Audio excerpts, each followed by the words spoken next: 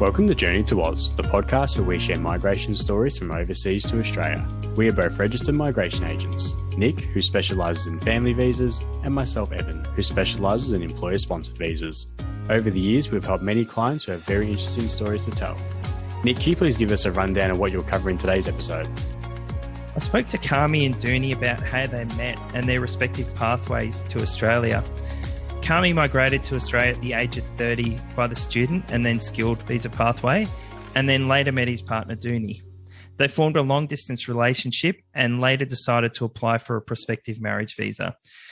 We've been working together for around about 2 years and have formed a fairly close working relationship. So they're actually quite willing to share their personal story in detail, especially given that Kamy is transgender and midway through his journey of transitioning.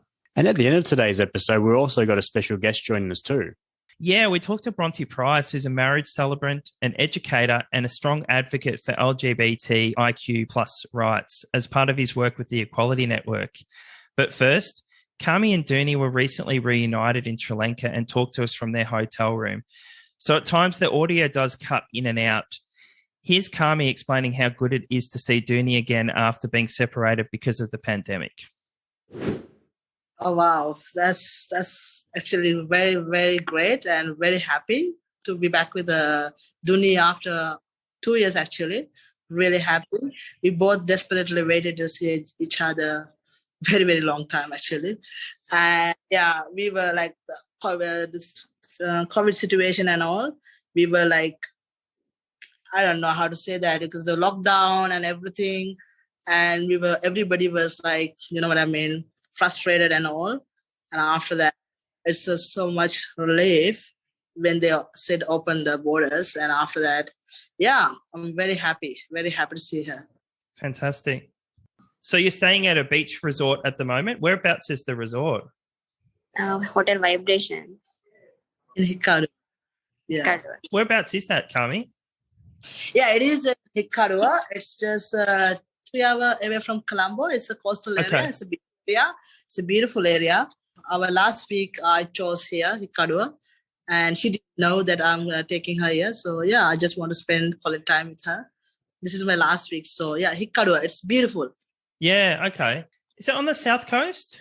Yes, that's right. Fairly close to Gaul then? Good. Yeah, it is. It's just half an hour drive from here to Gaul. And Marissa, I don't know whether you heard of Marissa. I've been to Marissa. I've actually been there. Yeah, Marissa is 2 hours. Yeah. And it's like a lot of people are surfing here. It's beautiful. It's a very touristic, actually. A lot of tourists. Yeah.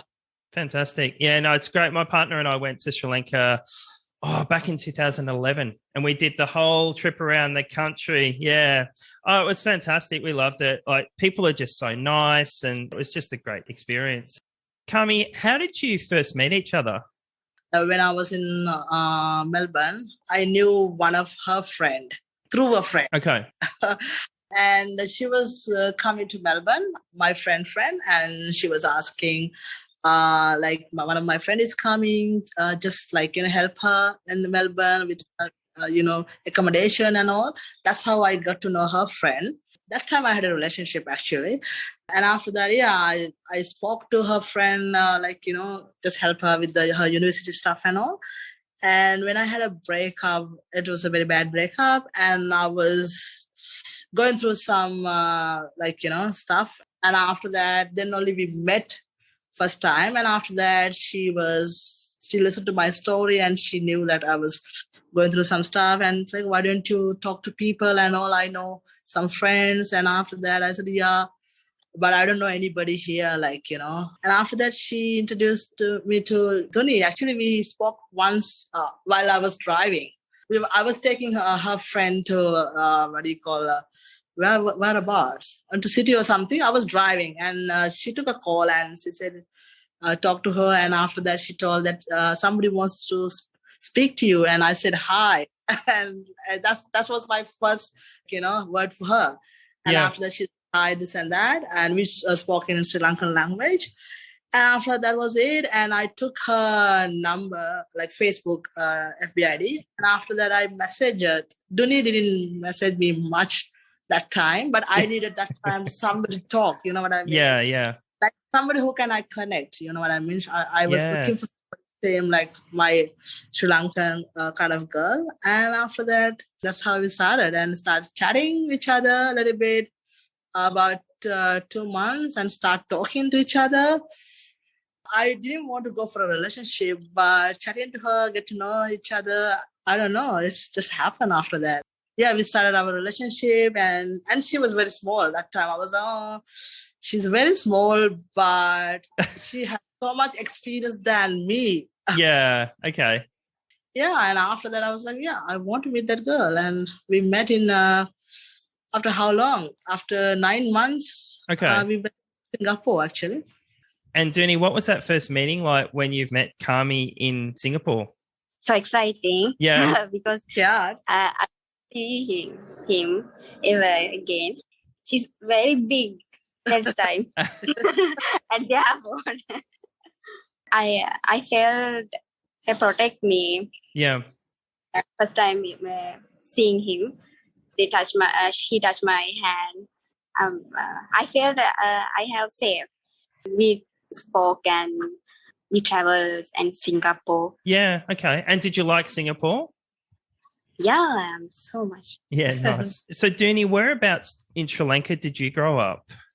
I'm growing up in Marbima. It is a small village. Okay. My nearest city is Kaduela. It is 45 minutes to Colombo. And what about yourself, Kamy? Yeah, I grew up in Sri Lanka, and my one is a very interesting story. So I born in Colombo, and after that, at the age of 10, my father passed away, and after that, we had to move to our grandparent house. They are in Bandaravla. It's called like hill station area. Okay. It's just very 7 hours drive from Colombo. It's just close to Noor area. You know, the tea plantation and all? Yes. So heading towards Kandy, sort of probably south of there. Noor area, and yeah, it's very cool climate. And that's where I grew up. At the age of 10, we moved there to our grandparent house. And after that, actually, pretty much I lived in boarding school, actually. Yeah, right. Okay. Yeah, boarding school until my year 12. And what inspired you to relocate to Australia at the age of 30? My dad was a banker, yeah. Okay. Yeah, and also my whole family pretty much working in a bank. So I also work in a bank as soon as I finish my studies. Okay. And obviously, being a gay person, lesbian person, I didn't come out that time. And I knew that I'm stuck kind of thing. This is not what I want. I can't be who I am. And I want to discover myself. I didn't know that time who I was. Like, I knew, like, I attracted girls and all. I didn't know, like, that time. I didn't know any friends also, who like me. And Yeah. I just looked for freedom, I guess. And I was working in a bank. I had a career and everything, but I didn't feel free myself. I just want to get out from there. Like, I don't know. I was just looking for my freedom, I guess. I didn't know where to go. I just want to get out from everything, like, you know, just to find myself. I just need some answers. I was trying to go to UK first, and it didn't work out because my friends was there. I knew that time I just had to get out from there to do something. Yeah, okay. And what visa pathway did you follow? Yeah, student visa, actually. Oh, right. So you initially arrived on the student visa? I did all the struggling, everything I did. So I came as a student, and I studied. I came as a Bachelor of Accounting. Okay. I had the accounting background because I work in a bank and everything. I studied in accounting. Actually, it's accounting kind of business, the bachelor. And after that time when I came, I was studying, and it was a bit tough with my English and everything. And after that, I want to change my course, and I went to hospitality, something very simple, which I like, cook and all. And after that, I did diploma in hospitality. I work as a chef and everything. That time I was fully focused on my studies and getting sorted out because I came at the age of 30, so I just want to settle here as well. Yeah. So I work as a chef. I struggle everything. I did all the odd jobs and everything. And finally I got my PR. Did you go through the skilled pathway or employer-sponsored pathway? Skilled pathway. Okay, so you had the experience as a chef by that point to apply for a skilled visa. Yeah. Okay, and then you went on to become a citizen as well, Australian citizen. Yes, I did. Okay, fantastic. Now, we first started talking in March 2020, just after the Australian border had closed. And given that you hadn't previously lived with Duni, our advice at that time was that the prospective marriage visa was probably going to be a better option than a partner visa because you probably didn't have a strong enough case for a partner visa. That's right. However, at that point, prospective marriage visa holders were prevented from entering Australia. Mm-hmm. Did you have any apprehension about applying for a prospective marriage visa amidst all the uncertainty? I will say yes and no. Yes, I did have because since we didn't live together and I spoke to you and I got advice from a lot of people. And obviously we had only option was prospective marriage visa since we didn't live together. Yeah. And that time we only seen each other for 4 times, I think. And since we didn't have a strong visa case, so our only option was the prospective marriage visa. I was scared because as I said to you, Duni applied for visitor visa first and it didn't work for us. But that time she applied herself, traveling. Yeah. But we had that fear too, since that got rejected. And after that, we were so scared, something will happen since that we didn't have the strong, Yeah. But after I spoke to you and everything, and you gave me actually so much confidence, okay, great. Prospective marriage, and after that, you were like, let's do it because we were true to ourselves, our relationship, everything was true, everything. We traveled, we had all the evidence. I think after 2 months, COVID hit. Oh no, it was actually after COVID. We actually first started talking after the border had closed. Yeah, that's right. The advantage of applying for a prospective marriage visa is that you just have to really show that you've met in person at least once, which you could easily do that. Yeah. And you have to get a letter from a marriage celebrant, which you got that as well. And then you have to show that you intend on living together as a married couple. And we do that by showing evidence of your relationship and also getting you to write statements about your plans for the future as well. The other option is, someone can come to Australia on a visitor visa and then apply for a partner visa. However, because Duni had already had the visitor visa refusal, we couldn't really say for sure that she would be granted a visitor visa anyway. So prospective marriage visa, it tends to be the option we go for in this type of situation. Duni, how did your family react to the news that you would be moving to Australia? First, they didn't know about I'm moving to Australia. Okay. After they knew about Kamy, they support me. He is with me, because my family know I didn't stay with anyone else ever. After they know about our relationships, they support me and they like him very much. That was actually going to be my next question. Kamy, how have you been accepted into Duni's family? Yeah, that is a different experience. That was one of my moment in my life. Actually, Duni's family knew me as a friend. I always spoke to her. She was open about us as a friend, and she's never hide anything from her family. But she didn't tell us about our relationship. But they know I spoke to her, come and visit them. I visited their family before anyway. Last time when I visited Sri Lanka, I went and see her parents as well as a friend. So they always accepted me as they always respect me very well. And they thought I'm a very close friend to her, helping her with advice and everything. And I think her brother knew about something is going on because we were posting everything on Facebook and everything. You can't escape when you're posting everything on Facebook. That's right. Yeah. One of her relatives told her parents and everything. And after that, her brother created some issues, It is not against our culture, blah, blah, blah. And like, things like that. And he came and told Duni's mother everything. Like, they just show us our kissing picture and everything. And Duni was so scared, like, they got to know about this. She was very brave, actually. She said, you have to come to my house and just tell about us. Right. Like, that's what he said. Yeah, I was like, wow.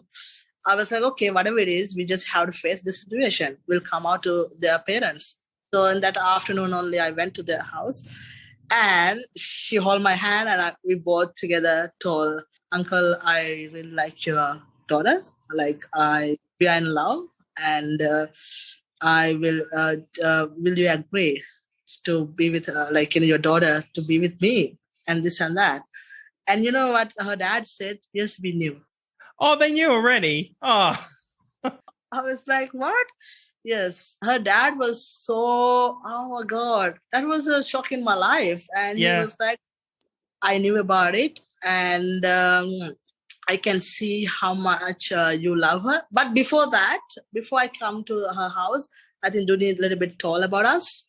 And he said, I knew about it. And I am very happy. If my daughter is happy with you, I'm very happy about you guys, and I can see how much you love her. And because after that, I told her I am going to change about my transitioning. Actually, I told them. And after that, we showed them pictures and everything. After I changed how I look and everything, they were really surprised that I am changing my life to her, just like, be with her. And they, I think, really appreciate about that. They said, nobody will love my daughter like you do because you are changing everything for her. I said, no, I'm changing for myself, but also like, then they think they can accept in their culture as well as a male. And like, then that's how society sees me as a male. And then they don't have a problem either. But they were very supportive. I was very surprised. I was really surprised. Her dad is really, I said, you are my hero now. Like, I never expected that kind of answer from them, actually. I was shocked. I just hugged him. I was like, wow. Like, because I thought they were like, other parents, they will accept it, like, they will just create a drama and yell at us, stop this, but it's bullshit. But no, it was totally opposite. They were very cool about it. They were like very supportive. I was blown away, actually. Fantastic. Oh, that's great.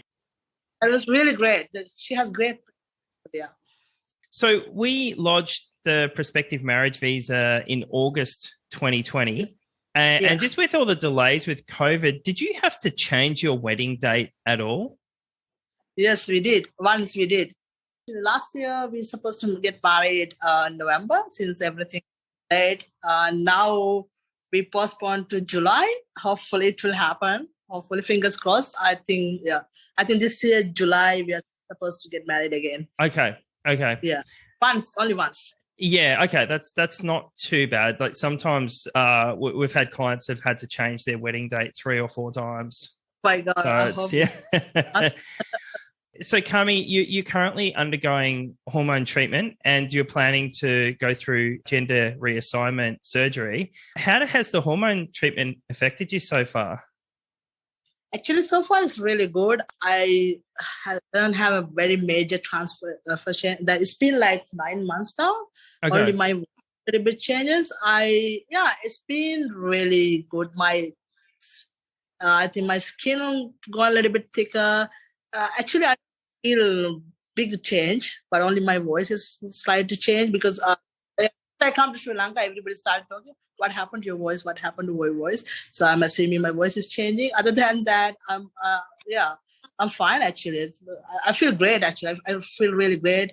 And I can't wait to see other changes happen. And then I can be like fully be myself, still like after my top surgery, I'll be more comfortable. At the moment, I have that dysphoria. You know what I mean? I just had to wear the binder and everything, but still people get confused, and I don't want, I don't want that. That's the dysphoria I am having. So hopefully now we are speaking over here. I'm planning to do my top surgery soon as well. So yeah. And how long do you have to do the hormone treatment for, or is it an ongoing thing forever? Ongoing, lifetime. Yeah. Okay. Thing. And how long have you known that you I don't know if wanted to transition is the right word, but I'm trying to think of a better way to ask this question. Like, when did you know that you wanted to go through the process of transitioning? I will say I always felt like I'm a boy when I was a kid, but I did not know that I can do that. Because when as you grow up, I was always attracted to girls. I never attracted any boy because I think I was male inside, but I didn't knew that time what to do. Like I was not open to, like, I was close to myself. Like I didn't know, maybe because of the culture. So I would say, but that time I was trying to be like, go with the flow kind of thing because I was figuring out who I was. But I always felt like I'm a boy. I always wear my, even my mom is saying, like I always wear shorts and t-shirts. Like I've always dressed like a boy. I play with the boys' toys. So I always wear. After I moved to Australia and I saw a lot of people are changing, but I was not confident about that. Like, is that fully like, changing process? Maybe I was not knowledge enough that time. Yeah. Okay. When I accepted myself, like, yes, I want to be like that, I started coming out to my, actually, Duni talked about me well. Actually, that feel like I feel like living. Like, I feel this is what I waited for. This is what my life is like. Yes, like since all the changes I've seen, like I can be a fully man. Like I feel like, oh man, why I didn't knew this before? You know what I mean? But finally I'm late. It's too late, but still I can do it. Yeah, I feel like when people are still like accepting me as a male. A lot of people call me like as a treatment. A lot of people, most of the time, as a guy, like, hey mate, things like that. I feel really great. Like, I feel so happy. That's what I wanted. Like, feel really great actually. So it's a feeling of freedom then. Yeah, freedom. Yeah, this is what I am. I'm like, yeah. I'm fully by my beard come. I think I can't wait for that. Then you have to shave all the time though. Yeah, do they like my beard grown? But yeah, at least I have that identity as I'm a male. That's, you know what I mean? That dysphoria. Once I get my top, then I think I'll feel more comfortable. That's understandable. And has your family been supportive of you transitioning? My family, talking my family, they always, maybe they already know about me, but we never support because that's what Duni is very courageous person, not like me, baby. Because of my mom. My mom is now 73 years old. Yeah. And I don't want to hurt her. I have no problem telling them, but I feel like my mom, I don't want to hurt her. Like, I don't know what she's going to go through. I just want to be like, okay, like, to be her rest of her life worried, not less worry. Otherwise, she will be worried so much. I don't know. Maybe she will react positively, like as Duni's parent. I think that they know that I'm like guy. They accepted that. Like, they never say, even when I wear the short and t-shirt, hat, they never say change the clothes. They always like me like this, like a boy. Okay. I always like being like that. And I think they know, but we don't talk about it. Oh, so you've never actually spoken to them about it at all? Yeah. And my sister, my brother always knew, like, I like this, like a boy kind of thing. They see me as like that. But I think that I just had to get the courage and tell them. But since I live away from them, I think maybe that's why I came this time to be with them. Once my change is happening, I think I'm going to tell them over the phone. And I think they will accept me because I feel that. And Duni, what is your relationship like with Kamy's family? Not close relationship with her family. I visited her mom after 1 year ago for her birthday. Yeah, okay. So you spent time with them and they're accepting of your relationship then? No, my parents, no. Oh, so you haven't actually told them about your relationship? No, my relationship, I haven't told my family, but her family knows. My family, I never told about them. Right, okay. I had to come out first, then after that I will tell. Fair enough. So In late 2020, they changed the COVID requirements to allow prospective marriage visa holders to be granted an exemption in certain situations. And because of that, we submitted a request for priority processing on the basis that you were undergoing treatment and Duni being in Australia would be a great support to you. Yeah. And they actually said that they would consider priority processing. They took their time about it, but they said that they would consider it. And we received a request for more information a few weeks ago asking for more evidence of your relationship, which we responded to, I think, within a few days. That's right. And guess what? What? Prospective marriage visa was granted overnight. What? The visa was granted overnight. For us? So Duni's visa was granted overnight. Yes. What? What? Oh my God, why did you tell us? Because this is actually the first time I've spoken to you. The timing was perfect. I opened my email inbox this morning and I saw the visa grant letter, and I knew that we were talking at 9 a.m. local time in Sri Lanka. So I knew that you probably wouldn't be awake until we spoke. So oh my God, that is the way. Oh my God. What? Can I go and have her? Oh my God. Yeah, go for it. Yeah. Oh my God. Oh, she's crying. Oh wow. I can edit this out if you want to. Oh, she's so happy. Oh man. Yeah, I would have told you, but the timing was just perfect. And I thought, well, we'll just deliver the news to you live. That is amazing, Nick. That's the greatest. Wow. So what it means now is that, Duni, you can travel to Australia whenever you're ready. You can travel together. You don't need an exemption. What you do need, though, is you need to show that you're fully vaccinated for COVID with a TGA-approved vaccine.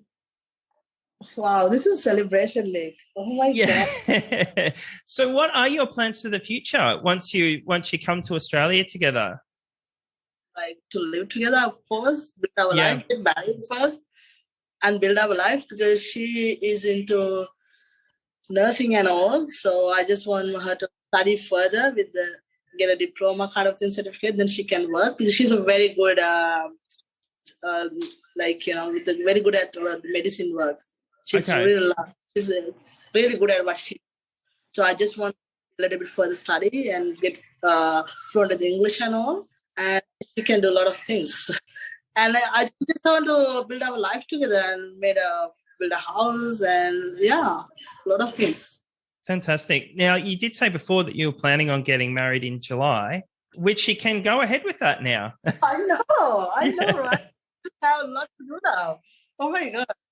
So you can. I mean, you don't have to. You can delay it further if you want. Yeah, July is very soon. It depends. It is, yeah. So we had to do 9 months, right? You actually have 15 months because they changed the rules. It was 9 months and they changed it to 15 months because of COVID. So you got 15 months to get married and then have applied for the partner visa. Wow. So happy, Nick. Oh my God. Thank you so much, Nick. No, that's okay. This is weird, Nick. I feel like hugging you and like, I don't know. Because of you only got this, to be honest. You gave me always that confidence. We never fail any. And like, wow, you just guided us so well. And I can't thank enough. I don't know how to thank you. Actually, we both come at you personally. And thank you so much. It's my pleasure. Really good. Like, I don't know how to say. I'm really happy now at the moment. Really happy. It's my pleasure. And thank you for joining us on the Journey to Oz podcast today. And I think you've got a really inspiring story for anyone else who's going through the transitioning process. It is quite a tough process, as I understand, for a lot of people. So, hopefully, so if someone's listening to this gives them some hope. And also anyone applying for a prospective marriage visa as well. I think this will be an inspiring story for them to go ahead and do whatever they want to be. Yeah, like want to be a transgender, just be a transgender. You just have to find a right partner, and you just need confidence and satisfaction. You can do anything. So with the Duni came to my life, she's the one who inspired me to do this. Be you who you are. If you have that support, and you need that support. You can't go this journey alone. You need a right partner, or at least with your family support. You need some kind of support for that, because it's an emotional journey. So yeah, with the Duni's help, yes, I can do anything now. Since we got this marriage granted, oh, wow, I'm really happy. Actually, can't explain with the words. Actually. Yeah, no, that's understandable. Thank you again for joining us today, and we'll talk again soon once you're back in Melbourne, and we can discuss the next steps. But for now, just enjoy it and enjoy the rest of your time together, and look forward to hearing more about your plans for the future. Yeah, thank you so much. Thank you, really appreciate it. No worries. Us for this interview, and I have a pleasure. Thank you so much. No worries. Great news. No, thank you so much. That was a fantastic interview, Nick, and I absolutely love the timing of it all, that you're able to let them know during the recording of the podcast. I also personally prefer to call my clients, but I tend not to do it if it's outside sort of 9 a.m. to 9 p.m. their local time. So it was just perfect that it worked out that it was 9 a.m. their local time. You planned to do the podcast anyway, and you actually got to get a copy of that reaction over the phone. Well, I guess over the podcast interview, which is absolutely fantastic. Yeah. They've been an absolute pleasure to work with over the last couple of years. And I did offer to cut that from the interview, but they're actually happy to keep it. With my clients, I always say to them that once we lodge the visa, you'll have a huge sigh of relief, because we know that we've put through the application as best foot forward possible. But then it's always a huge celebration and huge happiness when we actually get that good outcome on the other side of it, which potentially, and especially with the partner visas you do and prospective marriage visas, can take years. So fantastic that they're now at that next stage of their journey, and they get to plan when they can come to Australia. Yeah, I spoke to Kamy this morning, and Duni is planning on coming to Australia pretty soon. Excellent. As mentioned at the top of the podcast, we're joined today by Bronte Price. Bronte, because you and I haven't met before and haven't had any dealings together, can you please let myself know and the audience a little bit about yourself and what you do? Thanks, Evan. Hi, Nick. So I'm Bronte Price. I'm a gay cisgender guy. And I came out about 25 years ago in my 40s, and I had a career as a public servant. And towards the end of that career, I just wanted to do something that gave much more back into the community. So I became a registered marriage celebrant, and I also conduct funerals as well. And I've set up an organisation called the Equality Network, through which we conduct LGBTIQ plus inclusion training for workplaces. And Bronte, we've been working with some of the same clients for a little while now, and you've talked to me a few times about couples that approach you from countries where there's no marriage equality. Why do you think those couples are coming to Australia to get married? I think there's some really good reasons, Nick. I think that we've got to remember that for them, the possibility of staying in their own country and living as a couple in love is all that they will ever have. And so they've done their due diligence by the time they get to me, and they've worked out that Australia, of all the countries in the world, of all the 30, I think, countries at the moment who have got marriage equality, is by far the easiest. It's the simplest country in which to get married. I know you can get married on the tourist visa here. Yes, you true. Can return home the same day that you arrived. As a single person, you can return home married. And there's no requirements about having lived here for 12 months or having relatives here or anything like that.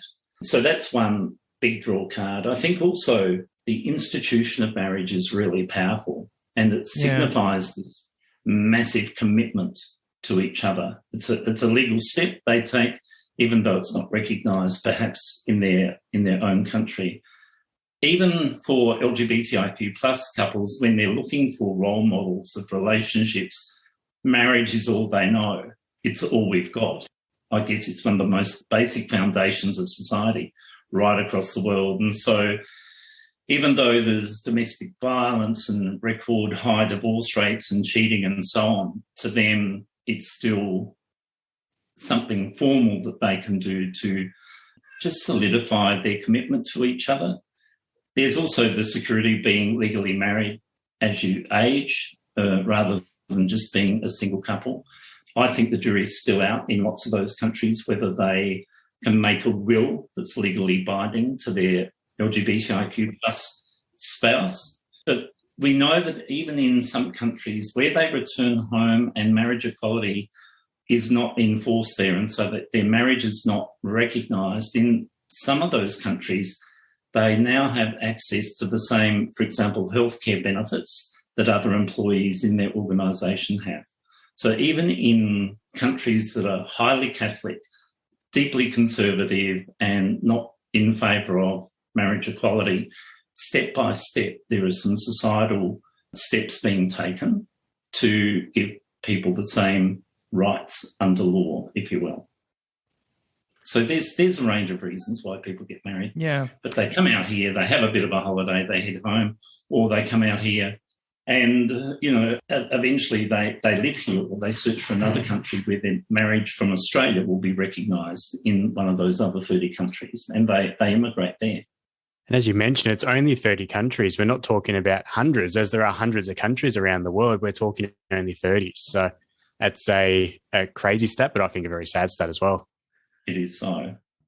To them, it's also a little bit of a small p political statement saying that we're as equal as anyone else, and this is one way we can show it to ourselves as well as maybe to a limited group of friends and perhaps relatives back home. I'm glad, and Nick's a parent as well, I'm glad as a parent of young children that they're growing up where we do have marriage equality. And to think that I grew up in a generation, as we all did, where this only got through Parliament a handful of years ago. So it's still a long way to go around the world. And it only got through Parliament after the general public of Australia. Yes, yes. And that caused incredible mental harm to many people in the LGBTIQ plus community. But we are where we are. It's a great step. And lots of couples from the queer community have taken that step, and it's just been amazing to see such joy in all those couples on their day. We're seeing more and more platforms, and it could be social media like LinkedIn and Facebook, it's people's email signatures, where the use of pronouns. Can you please share with us the importance of using appropriate pronouns? Most of us take our pronouns for granted. We don't even think about he or him or her or she or a group of things being called they or them. And we know that, truckers like to name their trucks, their rigs, that's how much of a trucker I'm not, as a female. And so they'll refer to their truck as she or her. Boats, fishing boats are often female as well, she or her. But there are some people, of course, who have never fitted into this male or female sex old term. It's often used interchangeably and perhaps wrongly with the word gender. So not everyone is female or male.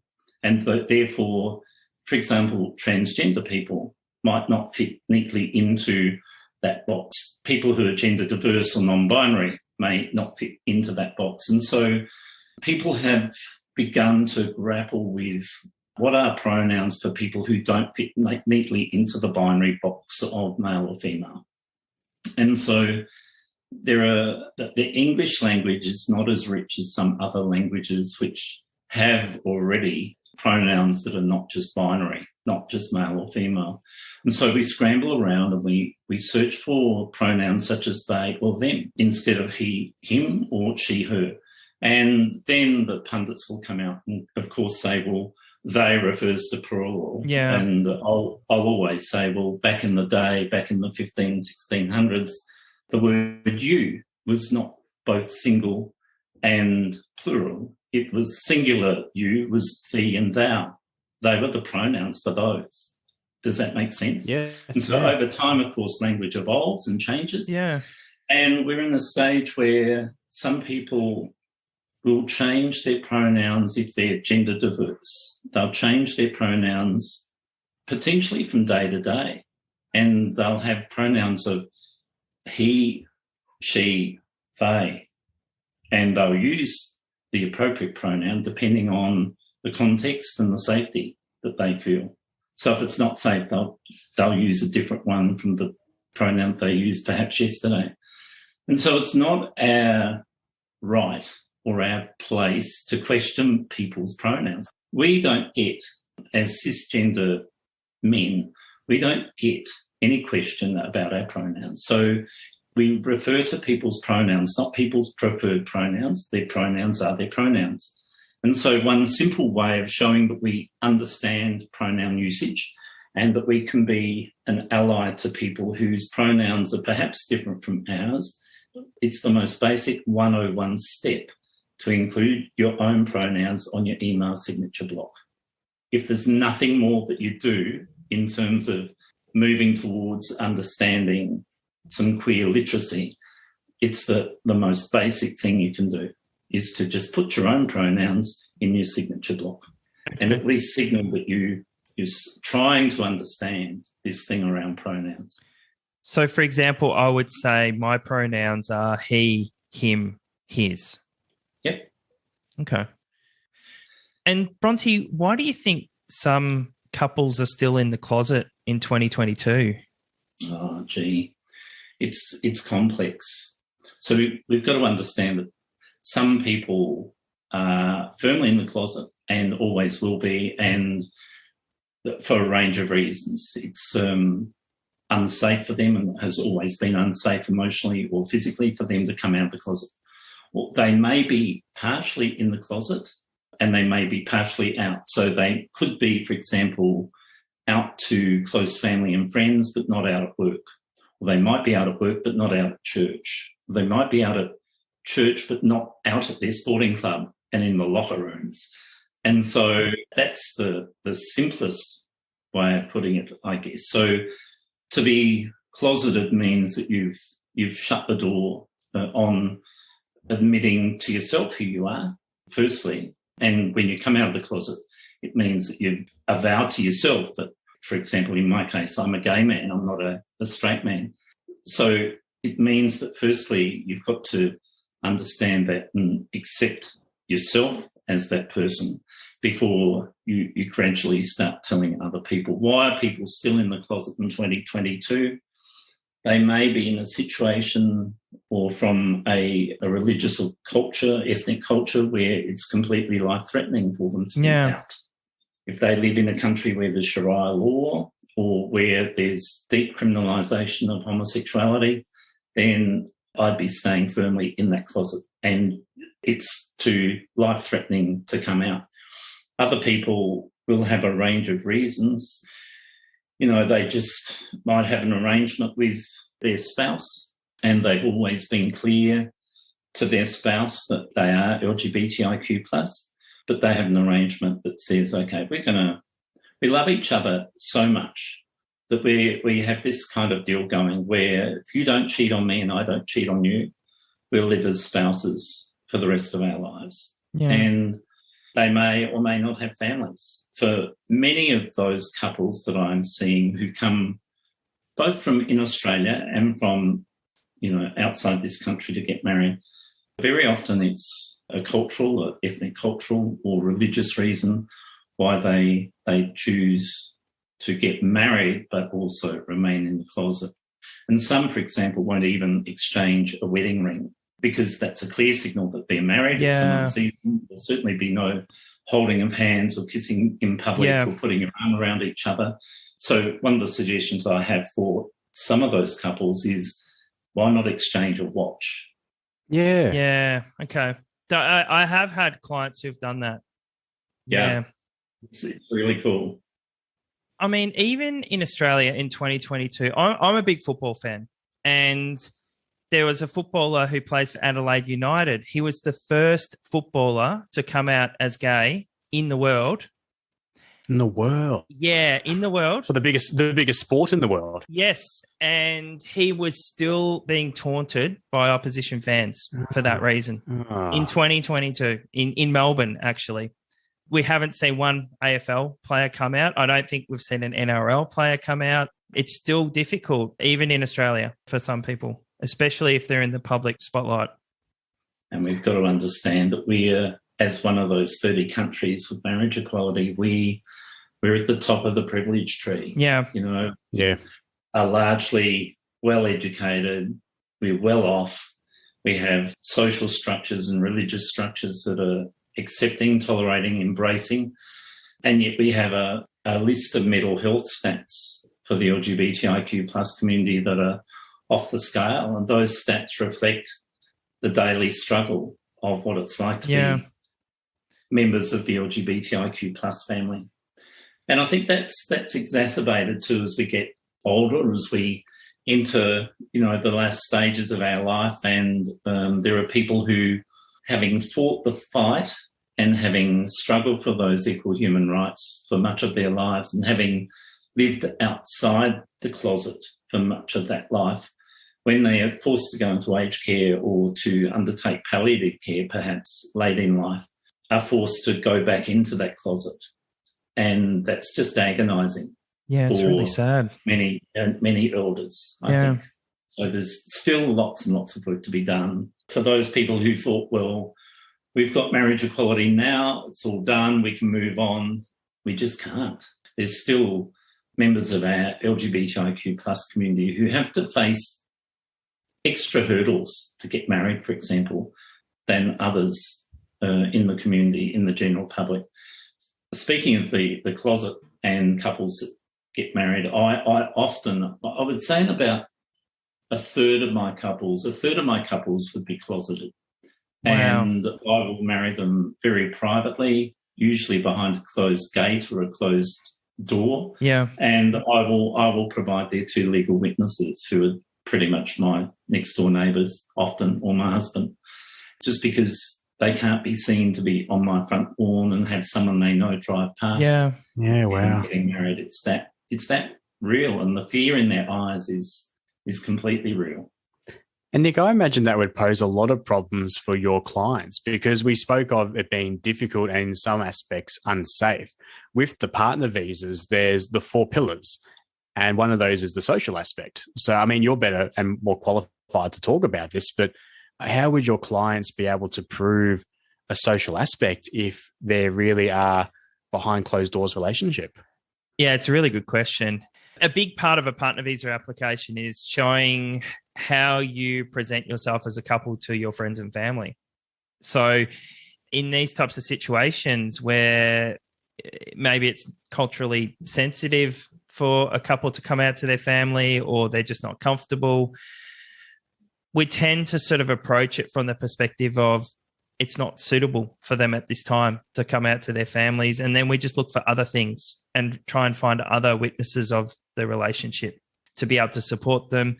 Maybe they've traveled a lot together and we can show evidence of that. Maybe they are members of clubs or organizations where they're not, where they're accepted. We can show evidence in that regard. We always find a way, but it can definitely be a challenge for sure. Because in some of those cases, Nick, it's threatening their life. Absolutely. If they have that sort of relationship on their phone, on their computer, anywhere at home. That's tricky. Yeah. Some countries it's illegal to be gay and punishable by violence. Yeah, well, 7 countries right now where being homosexual is punishable by death. Yeah. Wow. So, Nick, having said all that, have you ever had anyone knock back? We've never actually had a refusal for a prospective marriage visa for a LGBTIQ plus couple at all, or a partner visa application for that matter. I think that, despite the challenges we do face with certain case officers, we have been able to overcome those challenges, which is a positive sign that we are heading in the right direction. Fantastic. So, Bronte, could you please let the listeners know how people can contact you and find out more about yourself and your training? Sure. So people can go to theequalitynetwork.com.au and check out the training there. It's available both face-to-face, online and hybrid, or people can check out Gay Celebrant Melbourne, and those 3 words in a Google search will get me, and I'd welcome a call, of course, or a contact inquiry. That'd be great. Well, thanks for joining us again today, Bronte. You've given us some really good insight, and we really appreciate it. Thanks, Evan. Thanks for listening to the Journey to Oz podcast. If you have liked what you've heard, please subscribe and also leave us a review. We've changed our episode schedule and will now be releasing an interview every month, as well as separate episodes to discuss Australian immigration updates as they occur, so please stay tuned.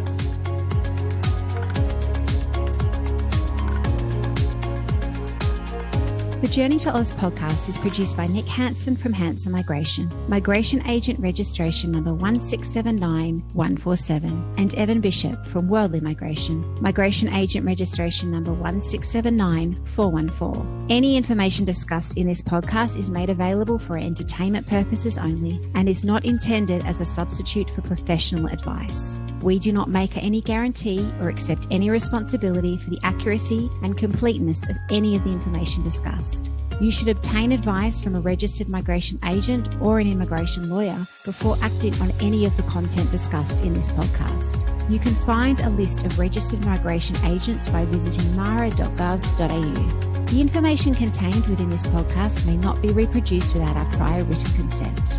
In the spirit of reconciliation, we acknowledge the traditional custodians of land throughout Australia and pay respects to their elders. We extend that respect to all Aboriginal or Torres Strait Islanders today.